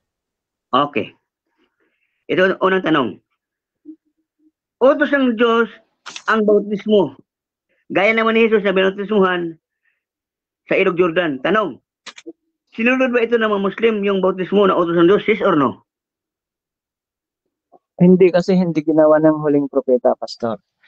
Dahil ang ginawa ni Moses, naghugas ng kamay, ng paa, bago sumubasog sa dambana. Ganon din ang ginawa ni Jesus. Hinugasan niya ng kamay, paa ng mga disipulos. Katulad ng ginawa ng mga Muslim kay Commander Satur. Thank you very much. Next question. Okay. Yung bang paghugas-hugas ng paa at kamay, ginawa ba ninyo ng maghugasan ng paa at kamay o kanya-kanyang hugas kayo? Yes or no? Kanya-kanya, pastor, kasi hinuhugasan kung bago lang. Katulad ng ginawa kay Satur nga. Kaya si Jesus, hinugasan din niya ng kamay pa ng kanyang mga disipulos kasi nga siya ang nagturo sa kanila particularly. Katulad ng inutos ng Diyos kay Moses, hindi sinira ni Jesus, sinira mo pastor. Pero si Propeta Muhammad nagpatuloy. Thank you. Okay. Kung utos ng Diyos ang bautismo, kasi si Kristo nagpabautismo si Jesus, nagpabautismo siya kay Juan, bakit hindi niya sinusunod yung isa sa utos ng Diyos na sabi nito, ito ang katwiran ng Diyos na dapat masunod. Bakit hindi sinunod ng mga Muslim ang bautismo na yan ay utos ng Diyos at hindi yan sinira ni Kristo? Bakit niya sinira? Hindi po pastor kasi nga hindi ginawa ni Moses kaya itong sinasabi mo na ginawa ni Jesus, hindi si Jesus gumawa. Si Juan po nagbautismo kay Jesus. Dapat si Jesus magbautismo kay Juan. Kaya nga gawa-gawa lang yung bautismo yan, pastor. Wudu ang mayroon, ablution. Thank you. Next question. Okay. Next question. Tanong. Hindi ba inutos ni Kristo sa kanyang mga alagad na sila ay magbautismo ayon sa Matthew 28 verse 18 hanggang 20? Utos ni Kristo na magbautismo, yes or no? Yes, ayon sa Biblia mo, sa pagtulad ni Pablo. Pero ang nagbautismo kay Jesus ay si Juan. Na dapat si Jesus ang magbautismo kay Juan, pero hindi ginawa ni Moses ang bautismo. Sa makatuwid, gawa-gawa lamang yan. Kaya nga, ang punto, kung hindi sirahin ang salita ng Diyos sa 89:34 ng Salmo, bakit nabago sa bagong tipan? Next question. Okay, next question. Okay. Kung ito nga ang bautismo na ginawa ni Jesus sa kanyang mga alagad, na sabi niya, inutos na magbautismo, ito po ang kanyang hindi sinira. Bakit nyo naman sinira? Kung hindi sinira na Kristo, bakit nyo sinira yung utos sa Kristo na bautismuhan ninyo sila? Sa ngalan ng Ama, ng Anak, at ng Santong Espiritu. Bakit hindi nyo sinunod? Hindi namin tinunod, pastor, kasi hindi ginawa ni Moses. At lalong hindi tinuro ni Jesus. Ang nagturo lang si Pablo. Naunawaan mo, pastor? Kasi kung ang nagturo kay Moses, kay Jesus, kay Abraham, kay Propeta Muhammad, isa lang turo nila. Bakit ka naiba sa turo ni Pablo kasi? Dahil si Pablo wala sa Biblia mo. Thank you. Next question. Next question. Sinabi mo kanina, hindi utos si Kristo ang bautismo. Dito po sa Biblia na ating binabasa, sa Matthew 28, maliwanag na inutos niya na inyo silang bautismuhan. Bakit sinasabi mo hindi inutos si Kristo? Bakit sinasabi mo hindi inutos? Samantala sa Biblia na babasa na inutos ni Kristo sa alagad niya, gawin ito, bautismuhan niyo sila sa ngalan ng Ama, ng Santong Espiritu. Yan ang sabi ko sa iyo, bakit nyo hindi sinunod ang utos ni Kristo na kung saan propeta ang inyong turing kay Kristo? Propeta. Kasi nga, pastor, for the third time, si Jesus ang binautismuhan ni Juan at hindi si Jesus ang nagbautismo kay Juan. So, hinukus-pukus ng turo yan, hindi yung turo ni Moses na dapat yun din ang gawin ni Jesus. Pero, mayroong Quran ngayon sa turo ni Propeta Muhammad na nagtuturo sa kung paano nila pinagkaisa, hindi nagkataliwasan. Next question. Next question. Di ba ang bautismo na inutos ni Juan, inutos ng Diyos kay Juan, na si Jesus bautismuhan. Kaya sabi ni Juan, hindi dapat ako dapat bautismuhan. Ano sabi ni Kristo? Hayaan mo itong mangyari na ang kalooban ng Ama na maganap ito. Bakit sinasabi mo na hindi inutosan si Juan? Samantala, ang sabi nito, sabi ni Kristo, gawin mo ito upang masunod natin ang kalooban ng Diyos na maganap ang bautismo. Bakit sabi mo na hindi inutosan si Juan ng Diyos? Samantala sa Biblia, inutosan si Juan na bautismuhan si Jesus. Sagot.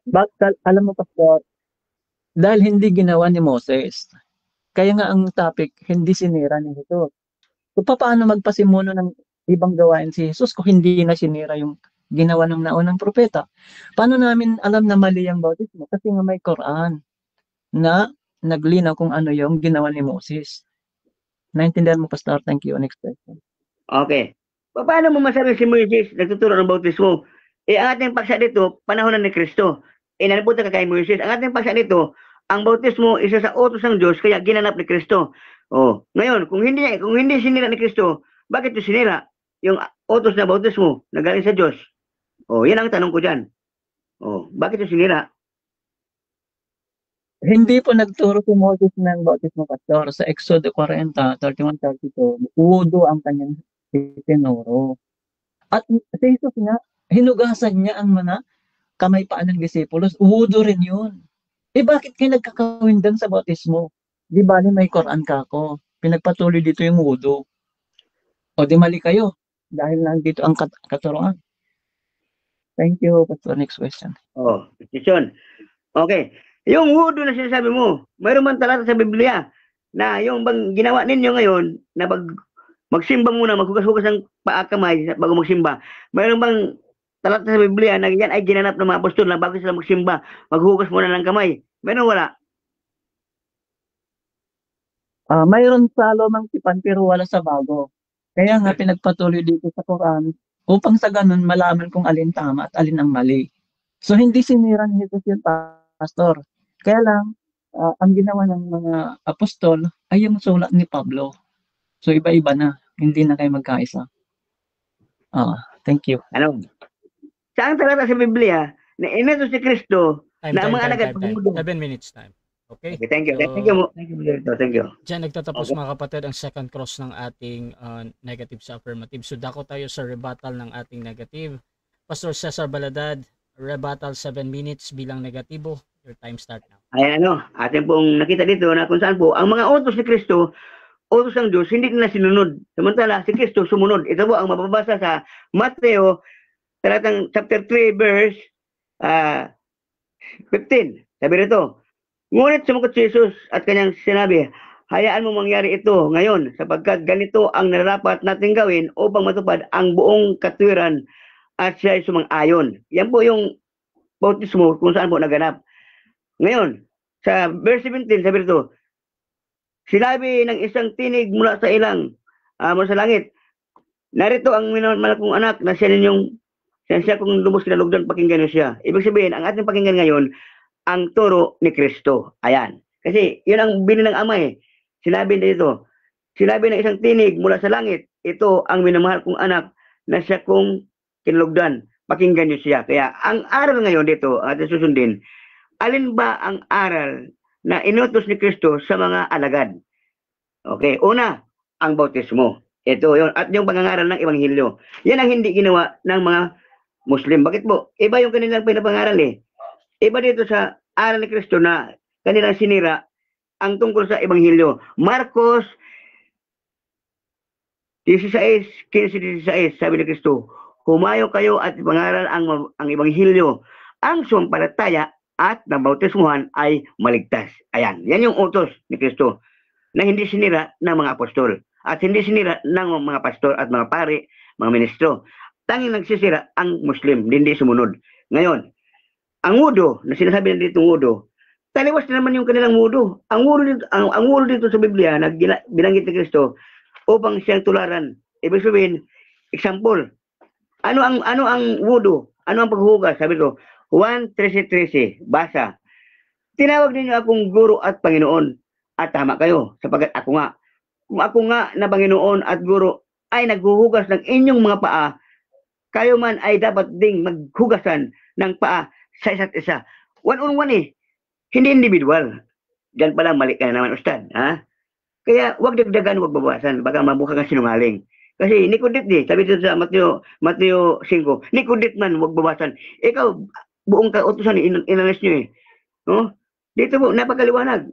Sabi dito sa ating mong nabasa, ang wudu ninyo, ang inyong wudu, mali. Bakit po? Wala kang mabasa sa Biblia na ang mga alagad bago magsimba ay maghugas-hugas ng paa. Wala po. Bakit po? Ito po yung example ni Kristo, sabi niya, kung ako nga na Panginoon at guro ay naghugas ng inyong mga paa, kayo man ay dapat ding maghugasan ng mga paa ng isa't isa. Sapagkat kayo binigyan ko ng halimbawa upang gawin din ninyo ayon sa ginawa ko sa inyo. Kita mo na. May example eh. Hindi ka makakaano dito, Ustad, na ang inyong wudu, mali. Punta ka ng gripo doon sa gilid ng inyong muski gilid. Meron bang ganyang utos si Kristo na maghilamos kayo doon sa ano? Maligo na lang kayo. Kami kasimbon again. Kami maligo kami bago magsimba. Kasi nilinis na talaga. Ngayon sabi ni Kristo, ito po yung example na kung saan. Sapagkat kayo binigyan ko ng halimbawa upang gawin din ninyo ayon sa ginawa ko sa inyo. Yan po yung mga example na kung saan po, kung yan ang inyong pamantayan na hindi sinira ni Kristo, kayo ay sinira ninyo. Una, ang bautismo. Pangalawa, ang wudu. Hindi nyo nasunod. Bakit po? Wala kang mababasa sa Biblia na ang mga alagad nagsimba na maghugas-hugas muna ng paa. At wala ka rin alagad na nakita dito na nagpatuwad. Bakit po? Sabi ni Pablo sa Epeso, aking iluhod ang aking mga paa sa Ama. O, pag siya nanalangin, iluluhod eh. Basa. Pilipos 2:13. Ang lahat ng tuhod, iluhod sa pangalan ni Jesus. Luluhod kami, kaya walang utos na tutuwad kami. Kaya kami, hindi kami, guys sa inyo na patuwad-tuwad. Wala yan. Bakit po? Ang utos ni Kristo, kayo ay, kayo manalangin. Pumasok sa silid, isirang pinto, manalangin kayo, at kayo makikita ninyong Ama na hindi nakikita, diringgin kayo. Yun yung amin. Mayroon kami tinatawag na prayer room. Mayroon kami tinatawag na devotional. Ayun. Wala kayo nan. Kasi ang inyo, sa lantaran makikita sa mga tao Kaya sabi ng Kristo, huwag niyong tularan ang mga eskribo at parasyo na nagsidalangin sa mga daanan. Kita kayo, mayroon kayong panalangin dyan sa inyong ritual na nagtuwad-tuwad kayo sa kalsada. Di ba? Wala yan. Mayroon ka bang ganyan nakita mga apostol? Wala. Kasi ang sabi ng Kristo, kung kayo manalangin, pumasok kayo sa silid, isirang pinto, at manalangin kayo, at kayo diringgin ng Ama na hindi ninyo nakikita. Yan yung aming panalangin. Mayroon kaming devotional prayer. Mayroon kaming tinatawag na room. Kaya yun yung amin dito. Ngayon, ano pa? Ang kautusan dito na hindi sinira ni Kristo, yung tungkol sa mga sinulot ni Juan. Dito po sa aklat ng Mateo, chapter 6, verse 6 hanggang 8. Ito pa. Ano pa yung utos dito? Sa Matthew chapter 6, verse 6 hanggang 8. Ito sabi, basa. Ngunit kapag ikaw ay manalangin, pumasok ka sa iyong silid, at pagkasara mo ng iyong pinto, ay manalangin ka sa iyong Ama na nasa lihim. At ang iyong Ama ay nakakita ng mga lihim na gagantimpalaan ka. Yan yung panalangin namin. Yan yung aming sinusunod na panalangin, debosyon. Kaya mayroon kami yan. Okay. Ngayon, ano pa? Mga utos ni Kristo na aming sinusunod, ang bautismo, ang pangangaral sa Ebanghelyo, kasi yan po yung sabi niya na sa Marcos 16, humayo kayo at ipangaral ang Ebanghelyo. Ang sumampalataya at nabautismuhan ay maligtas. Kaya mayroon kaming bautismo na utos sabagat si Kristo nga nagpabautismo Bakit kayo mga Muslim? Kung kayo talaga ay sumusunod kay Kristo bilang propeta ninyo, bakit hindi niyo siya tinularan na nagpabautismo? Yan po, diferensya dyan. Si Kristo hindi niya sinira ang kautusan. Anong kautusan? Yung kanyang buhay, ialay niya dito sa sanlibutan. Kaya sabi sa Juan 1:29, ito ang kordero ng Diyos na mag-aalis ng kasalanan ng sanlibutan. Inaalay na ang kordero. Sino yung kordero? Si Kristo na yun. Ang kapalit nung unang panahon sa mga bisirong kambing, baka tupa. Ngayon, sa kanyang panahon, sa bagong tipan, si Kristo na ang inihandog. Siya po yung kapalit. Okay, siya po yung kapalit doon sa ritual na kung saan po panahon ni Moises, mag-alay ng mga dugo ng baka, bisiro, tupa, kambing, ng mga turo, ganyan. Panahon ni Kristo, sabi dito sa Juan 1:29, ito ang kordero ng Diyos na mag-aalis ng kasalanan ng sanlibutan. Yan po yung misyon ni Kristo, na kung saan kanyang katawan, inalay niya sa krus ng Kalbaryo, at yung kanyang dugo, yun ang pinanglinis ng ating kasalanan. Hebreo 9:22. Halos lahat ng bagay ay nilinis sa pamamagitan ng dugo. Kaya kung walang dugo, walang kapatawaran. Yan po yung magandang Ebanghelyo dyan. Magandang misyon na hindi niya sinira. Mateo 5:17. Naparito ako, hindi upang sirain ang kautusan o nisulat ng mga propeta. Sino sumulat niyan? Si Moises. Sabi ni Kristo, saliksikin niyo ang kasulatan na sa akala niyo masumpungan niyo ang buhay na walang hanggan. Na ito din naman ay nasusulat tungkol sa akin. Si Moises sumulat tungkol sa akin. Kaya yung sulat ni Moises tungkol kay Kristo, hindi kay Muhammad. Marami kang matutunan sa akin, Ustad. Ito mga hiwaga na aking ihahayag Yan yung alamin ang katotohanan. Yan pong ating programa. Kaya, ang Matthew 5:17, hindi po yung kautusan sa laman. Hindi po yung 10 utos na tinatawag na 10 utos na tungkol sa mga bawal pagkain, ganyan. Wala po yan. Kasi kung yun ang tinutukoy, nilabag na ni Kristo ang Sabat. Juan 5:18. Nagalit ang mga Diyos. Sabi na, hindi lamang ikaw ay nagpanggap ang iyong sarili nakapatay ang ama mo ang Diyos, kundi nilabag mo ang Sabat. Yung pala, kung yun ang hindi sinira, yung kautusan na yan, sinira ni Kristo yun. Kasi nga, yun sa Sabat, isa yan sa kautusan ng Diyos na nilabag ni Kristo. Kaya ang ibig sabihin ng Matthew 5:17, yung kautusan na kung saan po, sa Hebreo 10:5, sinugo siya ng Diyos upang ialay ang kanyang buhay dito sa sanlibutan. Basa. Ito pa, ulit natin Hebreo 10:10. At sa pamamagitan ng kalooban niya, tayo ginawang banal sa pamamagitan ng pag-alay ng kanyang katawan ni Kristo, minsan at mapagkailanman. At bawat pare ay tumatayo araw-araw na naglilingkod paulit-ulit at nag-alay ng ganding handog na kailan may hindi nakapag-alis ng kasalanan. Kaya yan po yung unang panahon na ang pare pumunta sa singkutaryo, maghahandog ng dugo ng mga hayop. Yun ay inalis na yun, ang ipinalit yung dugo ni Kristo na kung saan po sacrifice offering doon sa Krus ng Kalbaryo. Napakaliwanag na mensahe. Matthew 5:17, hindi ko sinira ang kautusan ko ni ganapin at ipaliwanag. Yun po yung hindi naunawaan ni Ustad Ali. Kaya salamat po sa gabi ito na ating pong ipinahayag ang katotohanan. Nawa po sa ating nakikinig dyan, ano tayo, aral-aral tayo minsan sa mga hiwaga. Ito pa, Matthew 26, 52-54. Ito po yung tinatawag na si Kristo sabi na, Ama, kung maaari, alis mo sa akin ang sarong ito ng kahirapan, kundi hindi akin masusunod, ang kalooban mo ang masusunod. Kaya yung gusto mo ni Kristo na alisin yun, hindi nagawa. Bakit po? Sabi na, ang iyong kalooban o Diyos ang masusunod, hindi sa akin. Kaya nasunod talaga ni Kristo yung kanyang mission na kung saan iaral ang kanyang buhay doon sa Krus ng Kalbaryo.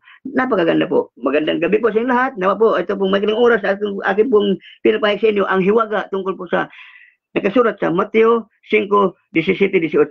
Napalato si Kristo, hindi sila ng kautusan, kundi ganapin at ipalawanan. God bless po. Salamat. Okay, so Okay. dyan nagtatapos ang rebuttal ng ating negative. Pastor Cesar Baladad ng Church of the Firstborn. Dako tayo sa second cross ng ating affirmative. Ustad Ali ng Islam. Your time start now. Thank you, Brother Rasha. Pastor, Oh, yes ka naman kanina na hindi sinira ni... Ay, ulit ka. Pastor Cesar, nag-yes ka naman kanina lagi na hindi sinira ni Jesus ang mga kautusan ng mga naunang propeta ayon sa mabasa Matthew 5:17. Kung ganun, bakit ka negatibo? Sagot. Okay, sagot. Ang aking pinapatunayan na hindi sinira dyan, yung kautusan na kung saan po, yung kanyang pag-sacrifice ng kanyang katawan, hindi po yung 10 utos o kaya yung batas ni Moises. Hindi po yan. Mali po unawa mo dun eh. Ang aking inuuhan doon na hindi sinira, yung kanyang misyon dito sa sanlibutan na ialay kanyang buhay ayon sa Hebreo 10:5. Nang suguin ng amang anak, ay sinabi na, ang iyong kalooban ng Diyos ang masusunod hindi sa akin. Yan yung kanyang tinupad, kapatid. Oo. Next question. Okay. Kung ang mga batas na sinabi mo na sinira ni Jesus o kaya bago na, wala na sa lumang tipan, sino ba ang naunang sugo, si Moses o si Jesus? Ano? Tapi. Hindi ko Sino maintindihan. Sino ba ang naunang sugo? Putol. Thank you. Sige. Pastor, Oo, sige. bakit putol ka na hindi sinira ni Jesus ang mga kautusan ng naunang mga propeta kaysa kanya? At sino nga ba ang naunang sugo? Si Moses o si Jesus? Siyempre, nauna si Moses sa noong tipan. Pero ang kanyang batas na ibinigay, yun 10 utos sa tapis na bato, yun yung kautusan tungkol sa ating pong tinatawag na batas ng mga batas na tuntunin ng Diyos. Bawal mga lunya, pumatay, ganyan. Iba yung kautusan na pinuntahan ni Kristo dito, yung sinugo siya ng Diyos patungkol pa sa kanyang misyon na kung saan po ialay kanyang buhay doon po sa kasalanan na katubusan. Okay. Okay. Si Moses ba inutusan din na mapako siya sa cross para ganapin din ni Jesus yung ganong gawain? Wala. Yes or no? No, iba yung kay Moses eh. Ang kay Moses, ang ibinigay ng Diyos kay Moses, yung mga batas, yung tinatawag na, yung Torah niya, yung Torah ni Moses, yung kanyang mga kasuguan, andun yung 10 utos, bawal pumatay, pangangalun niya, pakikiapid. Iba yung utos sa Kristo dito, ang utos sa Kristo dito tungkol sa kaligtasan ng tao na siya ang gumanap. Sabi na, naparito ako Diyos upang gawin ang iyong kalooban. Oh. Kaya yung pong kautusan na kay Kristo na ginanap, iba yun kay Moses na kautusan. Ang kay Moses, doon yung sa tinatawag ng mga batas na bawal. Kay Kristo naman, utos ng Diyos tungkol sa kaligtasan ng tao. Kasi walang magagawa doon sa kanyang gagawin. Siya lang. Oh. Yeah. Okay.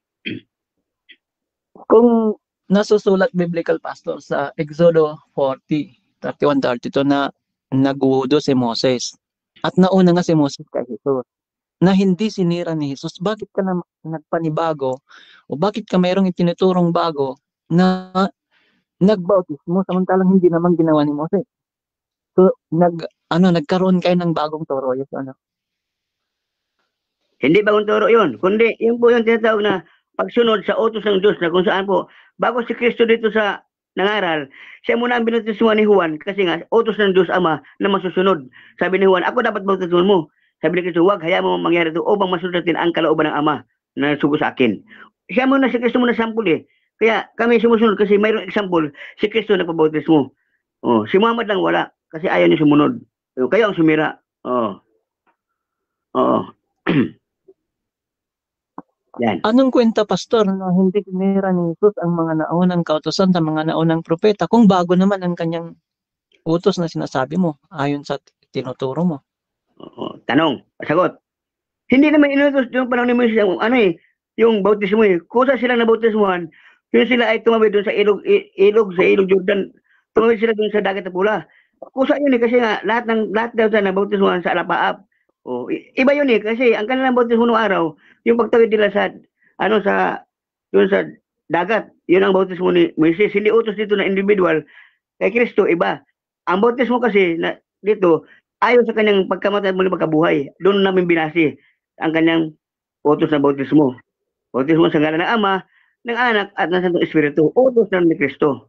Oh. Yan. Pastor, ang mga itinuturo mo ay bago kumpara doon sa mga kautusan ng mga naunang propeta.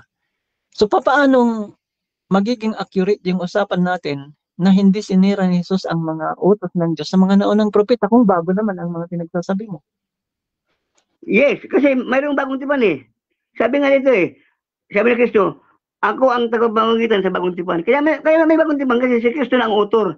Panahon ng lumang tipan, si Moises ang binigyan ng kautusan ng Diyos base sa kanyang binigyan na 10 utos doon sa tapes na bato. Kay Kristo naman, iba naman yung kanyang mission dito na kung saan ang tao po maging banal. Kasi panahon ni Moises kasi, ang tao doon, nung panahon ni Moises, wala namang utos na bautismo na gaya sa ngayon sa atin. Bakit po?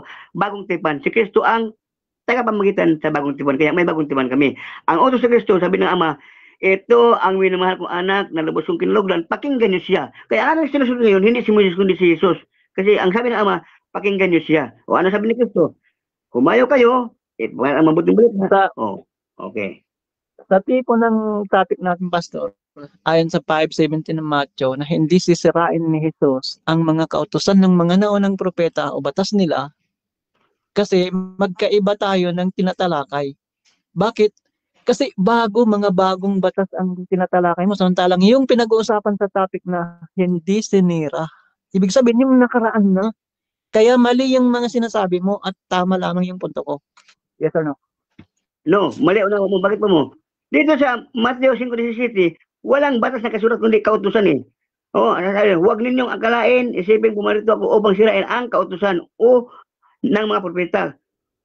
Pumarito ako upang hindi sirain kundi upang ganapin, upang tuparin ang mga ito. Kaya tinapad na yung utos ng Ama na kung saan po siya ay magsakripisyo doon sa krus ng Kalbaryo. Yun ang kanyang misyon. Yun ang hindi niya sinira kasi yun ang sulat ng mga propeta tungkol sa kanya. Isaias, si Moises, si Juan Bautista ng propeta. Yan yung mga sulat na niya. Ano ba nasulat sa Matthew 5:17? Mission o utos? Okay, so dyan nagtatapos ang second stage ng ating debate, mga kapatid. At dako tayo sa final conclusion. At mauuna dito si Pastor Cesar Baladad bilang negatibo na hindi sinira Brother, ni Kristo. pwede mo akong panahin kung pwede si Pastor? Kung gusto niya? Ako muna. Ako muna eh. Pwede ako mauna kung pwede. Okay. Proceed, Ilan minuto? 5 minutes. Proceed. Okay, salamat. Okay. Yan po napakaliwanag dito na ang nakalagay sa Matthew 5:17 ito. Huwag ninyong isiping pumarito ako upang sirain ang kautusan o ang mga propeta. Pumarito ako hindi upang sirain kundi upang tuparin ang mga ito, sapagkat katotohanan sinasabi ko sa inyo, hanggang sa mawala ang langit at ang lupa, ang isang tuldok o isang kudit ay hindi mawala sa kautusan hanggang sa matupad ang lahat ng mga bagay. Kinatupad niya eh. Kaya nga, ni kudit di pwedeng mawala eh, di pwedeng sirain eh. Kasi nga, dapat matupad niya eh. Kaya sabi na nung siya ay namatay na bago mamatay, it is finished. Idristay, naganap na. O, naganap na, wala, Nicodit, walang nasira kasi nga, yun ang kanyang misyon. Yan yung hiwaga dito sa ating topic. Kaya gustong gusto ko ito kasi sabi ko maganda to Hindi dito, hindi batas ang nakalagay dito, kundi kautusan. Anong kautusan? Yung utos ng Ama kay Kristo na kung saan po, sinugos siya sa sanlibutan upang ihandog ang kanyang sarili. Basa, Hebreo 15. Yan yung mga magandang hiwaga dito. Basa, sabi nito, Hebreo 15. Kaya't pagdating ni Kristo sa sanlibutan, ay sinabi niya, hindi mo nais ang alay at handog, ngunit ipaghanda mo ako ng isang katawan. Verse 6, sa mga handog na susunugin, ay hindi ka nalulugod. O, sabi nito, kaya sinabi ko, narito ako'y dumating upang gawin ang iyong kalooban o Diyos. Sa balumbon ng aklat ay nasusulat tungkol sa akin. Yan yung ginaganap na Mateo 5, Nicodit walang mawawala. Kasi nga hanggang kamatayan yan Hanggang kamatayan siya magdusa siya. Kasi nga sabi na, Ama, kung maaari, alis mo sa akin ang sarang ito. Ngunit hindi ang kalooban ko, kundi kalooban mo. Ito yung naganap sa Hebreo 17. Kaya sinabi ko, narito ako'y dumating. O, dumating siya upang gawin ang iyong kalooban o Diyos. Sa balumbon ng aklat ay nasusulat tungkol sa akin. O, yan yun Yan yung hiwaga doon sa Mateo 5:17. Kautusan po yun patungkol po sa kanyang misyon. Hindi po yun kautusan, batas. Iba yung batas, iba yung kautusan kay Kristo. Kasi ang kautusan kay Kristo sa Bagong Tipan, iba doon sa kay Moises. Kasi kay Kristo, hindi na yun sa mga tapos ng bato, kundi ang kanya ayon sa Espiritu. Ang kanyang mga utos ayon sa Espiritu. Kaya sabi niya, ano ang kalooban ng Diyos? Ito. Sabi sa Matthew 7:22, hindi lahat tumatawag sa akin, Panginoon ay papasok sa langit, kundi yun lamang sumusunod sa kalooban ng Ama na nasa langit. Ano ba ang kalooban ng Ama na nasa langit? Ayan yan. Yan yung ating alamin. Kaya yun yung kalooban na kung saan po na hindi masisira. Ano yung kalooban? Basa, Juan 6:40. Ito ang kalooban ng Ama na nasa langit. Basa, sapagkat ito ang kalooban ng aking Ama na ang bawat nakikilala sa anak at sa kanya'y sumpalataya ay magkaroon ng buhay na walang hanggan at muli ko siyang bubuhayin sa huling araw. Yan yung kalooban ng Ama. Hindi yung ritual na tuwad. Ano ba na, wala kang talata na nabasa ustad Tinanong kita na, anong kautusan niya? Bigyan mo ko isang talata. Walang litra-bulita. Sabi mo, hindi specific. Ako specific Ano ang kalooban ng Ama? Ito, magkaliwanag. Juan 6:40. Sapagkat ito ang kalooban ng aking Ama, sabi ni Kristo, na ang bawat nakikita sa anak at sa kanay sumampalataya ay magkaroon ng buhay na walang hanggan at muli ko siyang bubuhayin sa huling araw. Yan yung kanyang misyon. Kaya kung hindi si Kristo muling nabuhay, walang kwenta ang aming panampalataya. Kahit sa inyo, si Muhammad namatay, di nabuhay. Anong kwenta yan? Sino sa inyo magliligtas? Wala. Sa amin mayroon Si Kristo namatay at muling nabuhay ayon sa kasulatan. Yan yung Ebanghelyo. Unang Korinto 15. Unang Korinto 15, 1 hanggang 4. Ito yung kaligtasan ng mga Kristiyano. Ang Ebanghelyo na kung saan ginanap ni Kristo ayon sa Mateo 5:17. Basa, Unang Korinto 15:1. Ngayon nga, kapatid, ipinaalala ko sa inyo ang magandang balita na ipinaalala ko sa inyo na inyo namang tinanggap na siya naman ninyong pinanatilihan. Sa pamamagitan nito, kayo'y ligtas kung matatag ninyong panghawakan, maliban na kung kayo'y sisimbalatan ng walang kabuluhan. Yan. Sapagkat ibinigay ko sa inyo, una sa lahat, na akin din namang tinanggap, na si Kristo ay namatay para sa ating mga kasalanan ayon sa kasulatan. Yun yung kasulatan doon sa Mateo. Ayon sa kasulatan. Yun, di ba?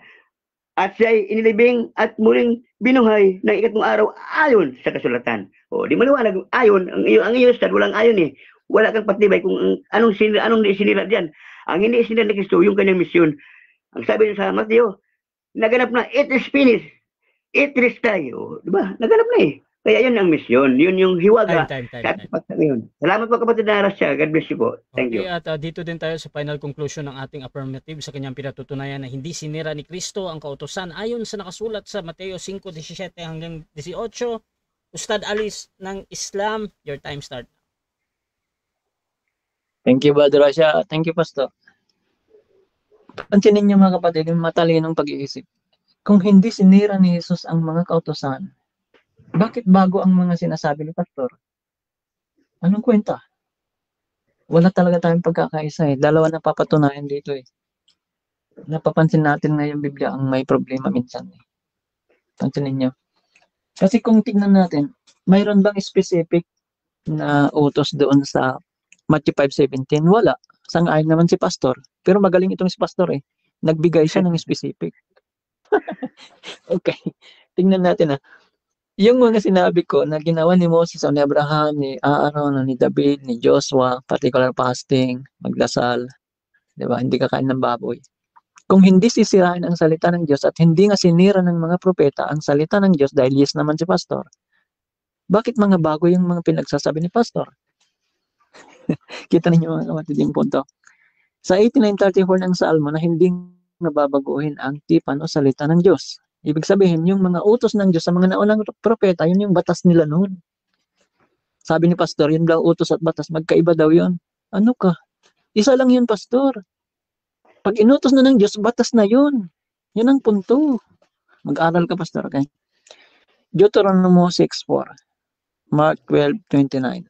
One God ang turo ng mga propetang ito, Jesus at Moses. Bakit nagtuturo si pastor ng 3 in 1, 1 in 3 o ano-ano pa? Kaya nga mahirap ba ituro ni Moses at Jesus yung gano'n? Hindi naman. So, iba yung ang mga sinabi ni pastor dito, hindi siya nakasunod doon sa tamang topic. Na kung hindi sinira ni Jesus ang mga naunang mga batas o kautusan, bakit bago itong sinasabi ni pastor? Accurate ba, pastor, yung stand mo doon sa topic? Siyempre hindi. Halika. Tama, alhamdulillah, mayroong Islam ngayon na nagbibigay ng katuruan kung gano'n. At the same time, ginamit lamang natin itong biblical verse para makita natin na katotohanan ang mensahe ng Islam dahil ito yung huling revelasyon. Kung mayroong ebanghelyo sa lingwahe ni Jesus o al-Injil na ipinagkaloob kay Jesus, bakit wala ngayon tinatawag na ebanghelyo ni Jesus? Bakit ebanghelyo ng 4 ni Matthew, Lucas, Juan, Marcos? Nasaan yung kay Jesus? Bago na kasi yung mga binabasa ni pastor eh. Katuruan Pablo na yun eh, kung titignan natin sa isang banda. Kasi ang punto dito, pastor, kung nasa Diyos ang awa at nasa tao ang gawa, hindi nga ba gawin lang natin yung mga inutos ng Diyos na gawin din natin dahil ginawa na ng mga unang tao, particular mga propeta yon. Bakit sa konsepto ng paniniwalang Kristiyano ngayon saved by grace o kaya usas, once saved, always saved, o ano pa man. Wala kang nang gagawin maniwala ka lang Tingnan natin, yung iba, kasi naririnig ko yung usapan ng mga nagdidebate dyan sa Russia TV, kung saan usas o against sa usas o ano pa man. Yung punto na yung gift of God sa Christianity, maniwala ka na lang na wala kang gagawin. Ganun na lang ba? So hindi na natin masunod yung ginawa ng mga naunang propeta na hindi sinira ni Jesus.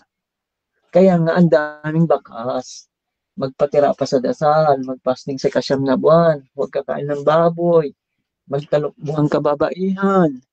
Di ba may mga kondisyon yun? Bago ka magdasal, maghugas ka ng kamay paa. Ginawa ni Moses, hindi sinira ni Jesus. Bakit? Iba yung sinasabi ni pastor. Bakit ka nagkapunta doon sa pagbabautismo, hindi naman ginawa ni Moses yun. So anong kwenta na accurate ba yan doon sa topic na hindi sinira ni Jesus? Paano hindi sinira ni Jesus kung bago naman yung sinasabi mo na ginawa ni Jesus? Biblia na naman yung problema. Makakakitaan natin dito mga kapatid. Pero ganun pa man, ang topic na ito, para po sa lahat. Okay, manalangin tayo, suggestion ko sa inyo. Nagabayan tayo ng Panginoong Diyos ng tunay na gabay kung saan sa relihiyon niya tayo igabay. Ang relihiyon na itinakda o kaya pinarehistro lamang ng tao, siyempre makita mo yan sa katuruan na magkakaiba. Wala nang pagkakaisa. Pero yung tatangan ng tunay na aral, base sa mga paniniwala at ginawa ng mga propeta, nandito po sa Islam. Kaya makita natin mga kapatid, nasa Diyos ang awa, nasa tao ang gawa. Thank you, Brother Russia. Okay, so dyan nagtatapos ang ating debate between Islam and Church of the Firstborn mga kapatid. So before natin i-end yung ating live, syempre gusto ko muna kayo magpasalamat sa lahat ng nanood at makakapanood pa nito. saan man nila makita ang debate na ito. So unahin natin si Ustad. Pasalamat po na. Thank you, Brother Rasha, sa mga followers mo dyan, mga nag-comments. Kayo po ang mga in charge. Accountable po tayo sa lahat ng comments natin sapagkat mayroon tayong araw ng paghukom. Manalangin ang baptisan na gabayan tayo sa relihiyon na tunay, relihiyon ng mga propeta. Thank you sa oras mo, Brother Rasha. At kay Pastor Den, magandang gabi. Thank you sa oras mo. Ganyan din sa ating page, Brother Ali Javier. Maraming salamat sa inyong pag-comments at kayo po bahala sa inyong mga comments. Magandang gabi. Ibabalik natin ang papurit pasasalamat sa nag-iisang tunay na Diyos na kinikilala natin sa konsepto ng Islam at sa konsepto nyo rin sa Kristyanismo. Thank you very much. Assalamualaikum sa mga kamusliman. Magandang gabi sa mga kababayan. Dito din tayo kay Pastor Cesar. Pasalamat, Pastor. Okay, salamat. Una sa lahat, si Badrasya sa kanya pong pagtatsaga talaga na ito ay may katuparan na may pahayag ang katotohanan tungkol sa paksang ito. Ito po yung napakaganda kasi inaral ko ito para po sa lahat. Ito po yung ebanghelyo na kabuuan na misyon ni Kristo. Kaya salamat sa Panginoon, sabi ito sa inyong mga comment section, sa inyong mga nakikinig dyan. Kami ay tao lamang din na minsan ay mayroong emosyon na kung saan po ang aming pong mga salita, kung mayroong mga hindi maganda, patawaran niyo kami kasi sapagkat hahatulan tayo ayon sa ating mga sinasalita. Kaya sa gabi ito, nagpasalamat ako sa Diyos Ama na sa pong na gumanap nito. Unang Timothy 2:3-4, ito'y mabuti at kalulugod sa paningin ng Diyos na ating tagapagligtas na siyang may ibig ng lahat ng tao ay makaalam ng katotohanan at maligtas. Kaya yan po yung aking ipake dito. Ang aking pake sa debate, hindi po magalingan, hindi po yan payabangan, kundi po may parating ang katotohanan sa ikalaligtas ng bawat sumampalataya. Salamat po at God bless yung lahat. Nawa po tayo po ay pagpalain ng Panginoon sa ating mga ginagawa. Higit sa lahat ang platform ni Brother Rasha, Panginoon, patuloy mong gamitin ito, Panginoon, na maipahayag ang iyong salita. Salamat po ng marami. Itong dalangin. Amen. Thank you. Thank you. So, salamat din sa lahat ng sumusuporta at laging naniniwala pa din sa ating pagbumoderate. Kung gusto niyo sumali sa ganitong gawain or maghamon man sa dalawang ito, nandito si Ustad Ali Javier, mga kapatid ng Islam, at si Pastor Cesar Baladad, at pwede niyo akong gamitin as mediator sa inyong pag-usap. Basta sumasang-ayon lang kayo sa lahat ng patakaran dito sa aking platform, mga kapatid. Kasama din doon yung kondisyon ng ating mga debatista. At syempre, yung inyong obligasyon, mga kapatid. So, maraming salamat. Please subscribe yung ating YouTube channel, Rasha TV Debates. Nandun itong debate na ito ay pupunta doon, mga kapatid. At kung gusto nyo magsuri sa pananampalatayang Islam, pwede nyo bisitahin si Ustad Ali sa kanyang profile. Siyempre, doon din dito kay Pastor Cesar sa Church of the Firstborn, nakatag naman yung pangalan nila dyan. So, pwede kayong magtanong dyan or suri sa kanilang pananampalataya. So mga kapatid, you can follow also me, Rasha Vista, mga kapatid, dahil dito ako laging nagla-live sa tuloy-tuloy na panonood ng usapang pangrelihiyon. Maraming salamat mga kapatid. This is Admin Rasha ng Rasha TV and we're out.